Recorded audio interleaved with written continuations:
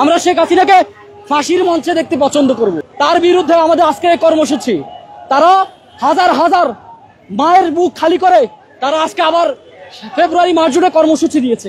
বাংলাদেশের জনগণের পক্ষ থেকে কিছুক্ষণ আগে একটি গরু জবাই করে জিয়াফতের আয়োজন করা হয়েছে এবং বাংলাদেশের পক্ষে যারা আছেন আপনাদের সবাইকে সাদর আমন্ত্রণ এবং নিমন্ত্রণ জানানো হয়েছে। আপনারা যে যেখানে আছেন এখানে চলে আসুন।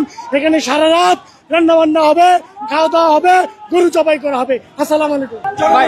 ধরে রাখতে চাই, তাই জনগণের প্রতি আমার আহ্বান, আপনারা শহরে বিভ্রান্ত হবেন না, আপনারা ঐক্য ধরে রাখবেন, এই আহ্বান জানাই জনগণের প্রতি। আমরা আজকে ফ্যাসিবাদের আখড়া আওয়ামী লীগের যে আতুতঘর সেই আতুতঘর ভেঙে দেওয়ার জন্য যাচ্ছি। আমি আমার বাড়ি থেকে এই যে আতুতঘর নিয়ে এসেছি। আমরা চাই এই আওয়ামী ফ্যাসিবাদ এবং মুজিববাদে কোন স্মৃতিচিহ্ন এখানে থাকবে না। আওয়ামী লীগ মনে করে এটা তাদের তীর্থস্থান, এটা তাদের কাবা, তাদের এই কাবা গুড়িয়ে দিতে আমরা এখানে এসেছি এবং আমরা প্রতিটি ইট এখান থেকে খুলে নিয়ে যাব।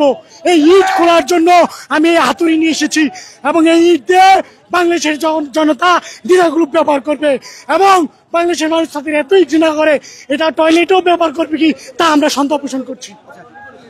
বাড়ি থেকে হাতুড়ি নিয়ে এসেছেন, আসলে বাড়ি থেকে কেন নিয়ে এসেছেন ছোট একটা হাতুড়ি? আসলে আমি যখন রাস্তায় আসবো এই মুজিববাদের আখড়া 32 নম্বর ভাঙার জন্য কিছু পাবো কিনা আমি জানি না, তাই এটা আমি আমার ঘরে যেটা ছিল এই ছোট একটা হাতুড়ি, এই হাতুড়ি নিয়ে আমি তাই এসেছি।